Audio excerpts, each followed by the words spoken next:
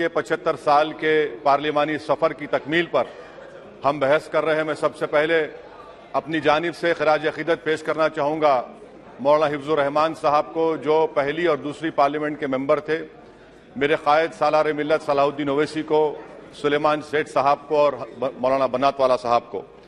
जनाब मोहतरम, इस ऐवान की नाकामियों का भी जिक्र हमको करना जरूरी है। 75 साल का तारीखी सफर इस ऐवान ने मुकम्मल किया। ये ऐवान एक इमारत नहीं है मेरी नजर में, ये ऐवान इस वतन अजीज का एक दिल है, जो बाहर जो गरीब और मजलूम अवाम की तकलीफ को महसूस करे, इसीलिए मैं इसको दिल कहता हूं। मैं आपके सामने 15 मिसालें पेश करूंगा जहां पर इस ऐवान ने अपनी नाकामी का सबूत पेश किया। एक उस वक्त जब दिल्ली की सड़कों पर सिखों की नस्लकशी की जा रही थी। एक उस वक्त जब 6 दिसंबर को बाबरी मस्जिद की शहादत हुई।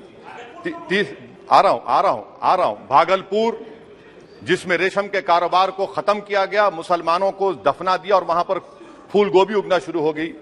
एक उस वक्त नाकामी साबित हुई जब मुजफ्फरनगर और गुजरात में नस्लकशी की गई। एक उस वक्त सर जब हम देखते हैं कि मुंबई की सड़कों पर इंसानियत का नंगा नाच हुआ। एक उस वक्त जब इस ऐवान में टाडा पोटा का काला कानून बनाया गया, यूएपीए का कानून बनाया गया, आफ्सपा का कानून बनाया गया, जिसको 1 साल के लिए बनाया गया था। 58 में हम 2023 में आ गए। एक उस वक्त नाकामी साबित हुई जनाब, जब हम देख रहे हैं कि आज ये जो दिल है, भारत का दिल है, हिंदुस्तान का, इंडिया का दिल है, आज गरीबों में, मजलूमों में, मुसलमानों में, कश्मीर की आवाम में, दलितों में, आदिवासियों में इस ऐवान की मोहब्बत और एतमाद खत्म हो रहा है, कम हो रहा है। इसीलिए जनता सड़कों पर आकर एहतजाज कर रही है, क्योंकि उनको लग रहा है कि इमारत बन चुकी है, हमारा दिल नहीं है। चाहे CAA का प्रोटेस्ट हो, चाहे किसानों का प्रोटेस्ट हो, चाहे शेड्यूल कास्ट के रिजर्वेशन का मसला हो। इसीलिए मैं आपके जरिए हम तमाम को मुतनब्बे करना चाह रहा हूं कि अगर हम रोडों पर इंसाफ करना जनता को अलाउ करेंगे, इस ऐवान को दिल नहीं रखेंगे, तो याद रखिए ये हमारी पार्लियामानी जमहूरियत के लिए बड़ा नुकसानदेह साबित होगा। और नुकसानदेह इसलिए भी होगा कि क्या हमको अपने ख्वाब गफलत से, अपनी जिम्मेदारियों से निभाने के लिए क्या भगत सिंह को आके बैठना पड़ेगा ऊपर कि देखो तुमने 75 साल में कैसा कानून बनाया और किसको कहां तक पहुंचा दिया। स्पीकर जनाब, इसीलिए मैं कह रहा हूं कि हम तमाम को अपनी जिम्मेदारियों को निभाना पड़ेगा। ये इमारतें ईंट से बनी हुई जरूर हैं, मगर ये इस इमारत में दिल है। इस इमारत को दिल के तौर पर बरकरार रखना पड़ेगा। स्पीकर सर, एक और मिसाल दे रहा हूं जहां पर इस ऐवान की नाकामी है। सर, अब तक लोकसभा के कितने 899 मेंबर कामयाब हुए। अब बताइए सर, पार्लियामेंट्री जमहूरियत में, शराकतदारी की जमहूरियत है, रिप्रेजेंटेटिव फॉर्म ऑफ डेमोक्रेसी में 8,992 में कितने मुसलमान कामयाब हुए? कितने सर? 520, जबकि 1070 को इस ऐवान का मेंबर होना चाहिए था। कितना डिप्रीविएशन है सर? कितना डिप्रीविएशन है? 92% डिप्रीविएशन है। इस मौजूदा पार्लियामेंट में स्पीकर साहब सिर्फ 26 है, 14% मुसलमान और सिर्फ 4.8 उनका रिप्रेजेंटेशन है। बताइए, हम वोट डालने वाले बन गए, वोट लेने वाले नहीं बने।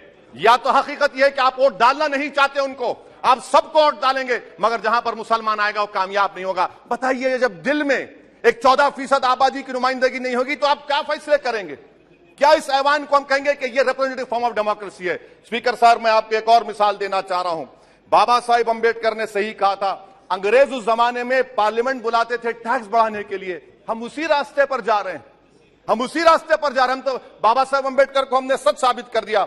स्पीकर सर, आखिर में मैं आपको बताना चाहूंगा कि आज आप देखिए कि चाणक्य ने क्या कहा था। चाणक्य ने सही कहा था कि जब राज चलाने वाले व्यापारी हो जाएंगे तो उस राज के लोग भिखारी हो जाएंगे। आज ये वक्त आ चुका है सर, आज ये वक्त आ चुका है कि क्या first pass the post system इस देश के लिए सही है, या फिर हम प्रोपोर्शनल फॉर्म ऑफ रिप्रेजेंटेशन को फॉलो करेंगे।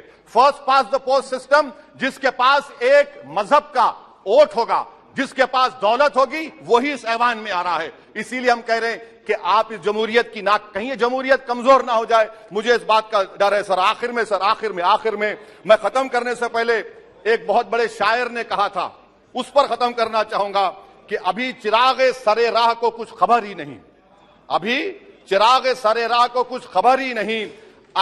गिरानिए शब में कमी नहीं आई, निजात दीदे दिल की घड़ी नहीं आई, चले चलो कि मंजिल अभी नहीं आई। स्पीकर साहब, आखिर में याद रखिए एक बात को मैं सबसे कह रहा हूं कि पिच बदलने से गेम नहीं बदलता, गेम को बदलना पड़ेगा। आप पिच बदल रहे हैं। वरना याद रखिए, जब तक हम अपने जमहूरी उसूलों पर, रूल ऑफ लॉ पर, संविधान पर अटूट अमल नहीं करेंगे, वरना याद रखिए कहीं नई इमारत भी हिटलर की राइक्सटैग की इमारत ना साबित हो जाए।